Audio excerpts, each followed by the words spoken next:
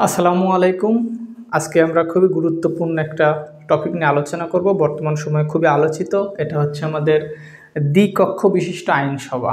তো এটা আলোচনায় কেন আসলো? আমরা জানি বর্তমান সময়ে বাংলাদেশে কিন্তু কোনো নির্বাচন পদ্ধতির কোনো সরকার নেই। এটা হচ্ছে অন্তর্বর্তীকালীন সরকার। তো অন্তর্বর্তীকালীন সরকার কিছুদিন পরে চলে যাবে, তারা একটা নির্বাচন দেবে, নতুন সরকার এসে সরকার গঠন করবে।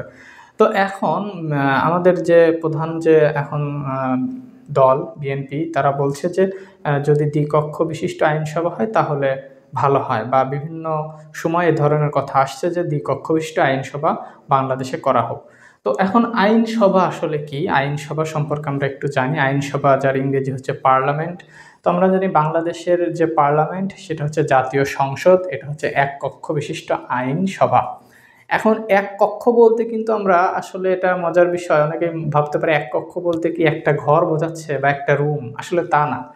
অর্থাৎ আমরা জানি একটা দেশ পরিচালনা করার জন্য যত আইন কানুন নিয়ম দলিল যা প্রয়োজন হয় সেটা কিন্তু আহ, সংসদে পাস হয়। সংসদে নির্বাচিত যে প্রতিনিধিরা থাকে তারা বিল উত্থাপনের মাধ্যমে একটা প্রস্তাবকে আইনে পরিণত করে। সেই আইন পরবর্তীতে জনগণ মানতে বাধ্য হয়।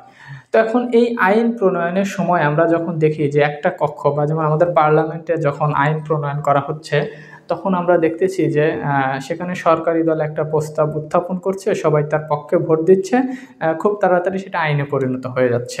কিন্তু এখন যদি সেই একটা কক্ষ না হয়ে যদি এরকম দুইটা কক্ষ হয়, যে আমরা প্রথমে এখানে আইন প্রস্তাব করা হবে, প্রস্তাব করার পর এখান থেকে উচ্চ কক্ষে যাবে, উচ্চ কক্ষে তারপরে এখানে আলোচনা হবে, তর্ক বিতর্ক হবে, তারপরে তারা এর পক্ষে বা বিপক্ষে একটা রায় দেবে, তারপরে এটা চূড়ান্ত আইন হবে। তো এটাকেই বলা হয় দ্বিকক্ষ। মানে দ্বিকক্ষ বলতে, যেমন আমাদের ন্যাশনাল পার্লামেন্ট সেটা এক কক্ষ, মানে এই এই কক্ষের মধ্যেই, অর্থাৎ এই আইনসভার মধ্যেই কিন্তু আমাদের আইন প্রণয়ন করা হয়। কিন্তু যখন একটা দেশের দ্বিকক্ষ বিশিষ্ট আইনসভা থাকবে তখন একটার নাম হবে নিম্ন কক্ষ, আর একটার নাম হবে উচ্চ কক্ষ। যেরকম আমরা জানি আমেরিকায় আছে হচ্ছে হাউস অব রিপ্রেজেন্টেটিভ নিম্ন কক্ষ, এবং সিনেট হচ্ছে উচ্চ কক্ষ। তো উচ্চ কক্ষ হলে যে সুবিধাটা হয়, মানে যে কোনো রাজনৈতিক দল সরকার গঠনের পর কিন্তু হুটহাট নিজেদের ইচ্ছা মতো কিন্তু তারা কোনো আইন প্রণয়ন করতে পারে না। তারা প্রথমে একটা আইন, এখন এই নিম্ন কক্ষের কারা থাকবে? নিম্ন কক্ষে যে আমাদের বর্তমান যারা এমপি আছে, এই এমপিগুলো বা নির্বাচিত যে প্রতিনিধি আছে, এই নির্বাচিত প্রতিনিধিরা এই নিম্ন কক্ষের সদস্য হবে। তার মানে এখানে স্পিকার থাকবে, ডেপুটি স্পিকার থাকবে, পার্লামেন্টের মেম্বার থাকবে। এরা মিলে প্রথমে একটা আইন উত্থাপন করবে, একটা বিল উত্থাপন করবে। সেই বিল উত্থাপন করার পরে এরা কিন্তু আইনে পরিণত করতে পারবে না। এই বিলটা চলে যাবে উচ্চ কক্ষে। এই উচ্চ কক্ষে গিয়ে সেখানে আলোচনা হবে, বিলের পক্ষে বিপক্ষে ভোট হবে, এটা জনগণের স্বার্থে নাকি জনগণের বিরোধে যাচ্ছে সেই বিষয় বিস্তারিত জানার পরে কিন্তু এরা একটা সিদ্ধান্ত দিবে, হ্যাঁ, যে এটা আইনে পরিণত করা যায়, তখন কিন্তু এটা চূড়ান্ত আইন হবে। তখন এইখানে যারা থাকবে তারা হচ্ছে নির্বাচিত প্রতিনিধি, আর এইখানে যারা থাকবে তারা কিন্তু নির্বাচিত প্রতিনিধি নাও হতে পারে বা হতেও পারে। যেরকম সেখানে সমাজের কোনো গণ্যমান্য ব্যক্তি হতে পারে, তারা মনোনীত হতে পারেন, বা সমাজের কোনো বিখ্যাত ব্যক্তি হতে পারে, দেশের কোনো বুদ্ধিজীবীরা হতে পারেন। এরা কিন্তু কখনোই শূন্য হবে না, এই পদটা শূন্য হয়ে যাবে। অর্থাৎ প্রতি 5 বছর পর পর যখন নির্বাচন হবে তখন কিন্তু এই নিম্ন কক্ষের সদস্য শূন্য হয়ে যাবে। কিন্তু উচ্চ কক্ষের সদস্য কিন্তু কখনোই শূন্য হবে না। কেন শূন্য হবে না? কারণ এখানে 2-3 বছর পর পর যদি 100, যেমন সিনেটের সিস্টেমটা 100 জন তারা আছে সিনেটর, এখানে 2-3 বছর পর পর 2/3 চেঞ্জ হয়। মানে কখনোই এই সিনেটটা শূন্য হয় না। যখন এটা শূন্য হয় না তার মানে কি দেশ কিন্তু সরকার শূন্য হবে না। তো এই দ্বিকক্ষ বিশিষ্ট আইনসভা আমরা বুঝলাম। তো এখন আমরা দেখব যে বিশ্বে কোথায় কোথায় দ্বিকক্ষ বিশিষ্ট আইনসভা আছে, এটা কিন্তু পরীক্ষাতে আসে। তো এটা আমরা একটু বিস্তারিত জানবো। তো আমরা এখন বিস্তারিত দেখব এই যে বিশ্বের আইনসভাগুলো। তো আমরা সব দেশেরগুলো পড়ার দরকার নেই। আমরা এখানে যে 6টা লিখেছি, পরীক্ষায় ঘুরে ফিরে এই 6টা থেকেই আসে। তো আশাবাদী আমি এবারও আসবে। তো এখানে প্রশ্ন হয় যে ইউএসএ বা যুক্তরাষ্ট্রের আইনসভার নাম কি? কংগ্রেস। এইভাবে একটা প্রশ্ন আসতে পারে। বা যে কোনো একটা দেশের আইনসভার নাম কি? সিম্পল কোশ্চেন এরকম হতে পারে। আবার আসতে পারে যে ইউএসএর আইনসভার উচ্চ কক্ষের নাম কি, নিম্ন কক্ষের নাম কি, বা এখানে যে কোনো একটি দেশের আইনসভার উচ্চ কক্ষের নাম কি, নিম্ন কক্ষের নাম কি, তার মানে বিস্তারিত আমাদের এটা মুখস্থ করতে হবে।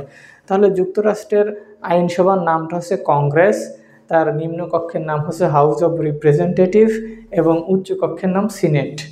আচ্ছা, যুক্তরাজ্যের আইনসভার নাম হচ্ছে পার্লামেন্ট, তার নিম্ন কক্ষের নাম হচ্ছে হাউস অব কমন্স এবং তার উচ্চ কক্ষের নাম হাউস অব লর্ড। ফ্রান্সের আইনসভার নাম হচ্ছে পার্লামেন্ট, তার নিম্ন কক্ষের নাম হচ্ছে ন্যাশনাল অ্যাসেম্বলি এবং উচ্চ কক্ষের নাম সিনেট। ইন্ডিয়া অর্থাৎ ভারতের আইনসভার নাম হচ্ছে সংসদ, তার নিম্ন কক্ষের নাম হচ্ছে লোকসভা এবং উচ্চ কক্ষের নাম হচ্ছে রাজ্যসভা। রাশিয়ার আইনসভার নাম হচ্ছে ফেডারেল অ্যাসেম্বলি, তার নিম্ন কক্ষের নাম হচ্ছে স্টেট ডুমা, এটা পরীক্ষাতে অসংখ্যবার আসছে, স্টেট ডুমা, এবং তার উচ্চ কক্ষের নাম হচ্ছে ফেডারেল কাউন্সিল। জাপানের পার্লামেন্টের নাম ডায়েট, এটা পরীক্ষাতে অসংখ্যবার আসছে যে জাপানের পার্লামেন্টের নাম কি, ডায়েট, এবং তার নিম্ন কক্ষের নাম হচ্ছে হাউস অফ রিপ্রেজেন্টেটিভ এবং উচ্চ কক্ষের নাম হচ্ছে হাউস অফ কাউন্সিল। তার মানে এই দেশগুলোর সম্পর্কে আমরা বিস্তারিত জানব, এই দেশগুলোর পার্লামেন্টের নাম অর্থাৎ আইনসভার নাম, তারপরে এদের উচ্চকক্ষের নাম এবং নিম্নকক্ষের নাম। আর বর্তমান সময়ে যেহেতু বাংলাদেশে দ্বিকক্ষ বিশিষ্ট আইনসভার কথা বারবার আলোচনায় আসছে, এই জন্য কিন্তু আমরা জানতে পারলাম বা আমাদের মনে হলো যে এখান থেকে প্রশ্ন আসার কিন্তু সম্ভাবনা আছে। তো আমরা এ পর্যায়ে দেখব অর্থনৈতিক শুমারি। আমরা আদমশুমারির নাম শুনেছি, তারপরে নাম পরিবর্তন করে আমরা এবছরে ছিল জনশুমারি। তো আমরা কখনো অর্থনৈতিক শুমারির নাম হয়তো শুনি নাই, কিন্তু বাংলাদেশে কিন্তু এ যাবৎ 3 বার অর্থনৈতিক শুমারি হয়েছে। তো এবার হবে আমাদের চতুর্থ অর্থনৈতিক শুমারি। এটা কিন্তু পরীক্ষার জন্য খুবই খুবই গুরুত্বপূর্ণ, চতুর্থ অর্থনৈতিক শুমারি। এখন অর্থনৈতিক শুমারিটা কি, বাংলাদেশ পরিসংখ্যান ব্যুরো অর্থাৎ বিবিএস প্রত্যেক 10 বছর পর পর দেশের অর্থনৈতিক শুমারি করেন। এটা হচ্ছে আসলে অর্থনৈতিক শুমারি হচ্ছে যেমন আমাদের দেশে কতজন বিদেশি কর্মরত আছেন, তারা কোন কোন সেবায় আছেন, কি কি কাজে নিয়োজিত আছেন, কতজন মহিলা কাজ করছেন, কতজন পুরুষ, কোন কোন সেক্টরে কত পার্সেন্ট, বা এই যে যাবতীয় অর্থনৈতিক রিলেটেড যত প্রশ্নের উত্তর কিন্তু আমাদের এই অর্থনৈতিক শুমারিতে পাওয়া যায়। তো প্রথম অর্থনৈতিক শুমারিটা হয় 1986 সালে, এটা ছিল বাংলাদেশের প্রথম অর্থনৈতিক শুমারি। তারপরে 2001 সাল থেকে 3-4 সাল পর্যন্ত এটা দ্বিতীয় দফায় হয়, কয়েক বছর ব্যাপী, এটা হচ্ছে দ্বিতীয় অর্থনৈতিক শুমারি।